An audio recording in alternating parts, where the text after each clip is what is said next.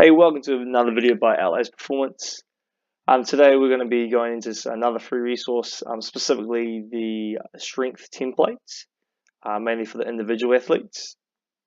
Basically, I'm going to go how to use it, why you'd want to use it, and I guess how to optimize it as well. So how would you use this is you would just chuck in the athlete you're training or yourself's kind of info. So we weight, back squat, bench, deadlift, and chin. The reason you would do this, you'll come to it later, but they'll kind of affect all these weights in here and also will affect kind of the assistance exercises, which we'll go into later. What you would then do is you would then chuck in the choose if it's upper or lower body day or a full body day if that's what you like. And you would then kind of put the prep series in here. So I've got 3 different ones. So maybe mobilization, activation, and then a potentiation to finish. From there, you would then kind of choose how you'd set it up. So being an upper body day, supersets are really easy to use. So you've got a 1A, 1B. Let's say you didn't want to use supersets and you want to have like a long break in between. You can easily just sub things out like so, right? So you can just change it like so. Another thing it would be the actual exercise itself. You would just type this in. So we've just got the bench press here. And then we'd type the exercises as we go down. We've also got a few tabs, a few different tabs you can go on. So the amount of reps you want to do, the tempo, and just a 3 and a 3.1, not the 5.1, and also the percentages. So practically for 8 reps, if I want to do it at even 80%, let's just say, so maximum amount of reps, it will kind of change correspondingly on here. Let's say I want to do 80% flat. Also, if I want to try do ascending sets, that's also an option. The key for this though is that we don't delete all the stuff in here. So we can always change this stuff, but the key thing is that we only modify this, we don't delete it. These kind of the WT column.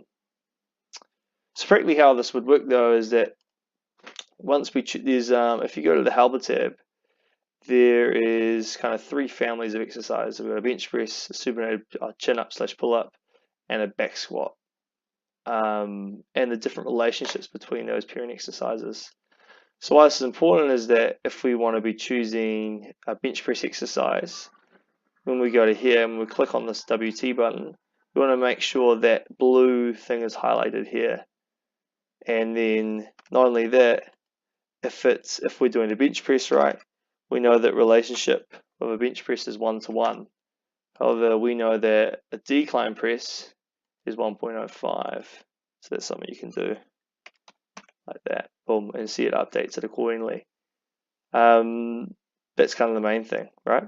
So the biggest thing is that if we choose the assistance exercises here, we make sure that when we click on here, it's highlighted blue here, and then we make sure that it's the relevant exercise we want to use. That would be pretty kind of self-explanatory, to be fair. So if you update it on here or here, it's going to update across. The only time when you kind of actually have to do things a little more trickily is when you would be trying to change like a pull to a push or a pull to a squat. So for example, here we've got a bench pull, and if we click on here, you can see that because I've chosen a bench pull, it's going to be a naturally family exercises chins. But what I want it to do is I actually want to do an upper body push. So what I'll do is I'll move it to the bench. I would click that, and then I would go it down all the way like so, and then copy and paste across all these columns very simply. And see how that's kind of changing the weights. Then what I'll do is I'll choose what it would be. Let's say I want to do incline bench.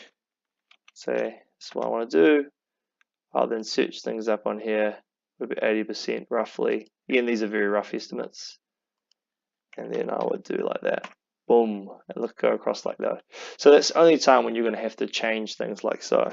But again, make sure when you click on this weight button, the pairing exercise is related to that. Otherwise, it's not going to work. And you have to copy and paste across, if that makes sense. So I'll just quickly take everything back. All right, cool. The other things here is, so as I said, is assistance exercises, make sure they're related. But an example why I put in purposely is that we might get this right. You may not be prescribing by percentages. We may even just put body weight in. So it's imperative that you actually don't delete this, and you can leave this as the value, hashtag value, exclamation mark, but don't kind of delete this. You can keep it, but only edit these things here. Because if you would delete it, right, what would happen? So if I was to delete this, say for some reason, click contents, when I would try to put my percents in, it wouldn't work. So that's why it's really important that we keep it there. So it's an example of when you would use it. Otherwise, you can put some finisher stuff in here, and that can kind of give you a complete program. Across here, we've got this a bit of stats. So again, this is volume. So essentially, it's just all the reps added up, summed up. And you can see here, I've chosen to go a periodization scheme where I keep volume the same every 2 weeks and then change it on the third.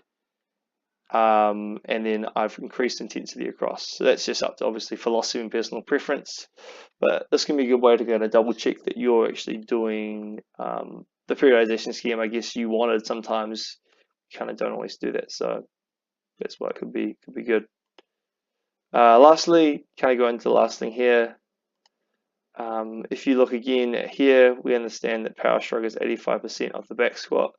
So if I go in and check on here, so click on here, boom, 105 of the back squat here, and I've chosen, because I'm doing 8 reps, because I've chosen I'll be doing 5 reps here, I've chosen to do 80% for the power exercise to make sure the velocity is high. Let's say I wanted to do ascending set, that's also an option as well.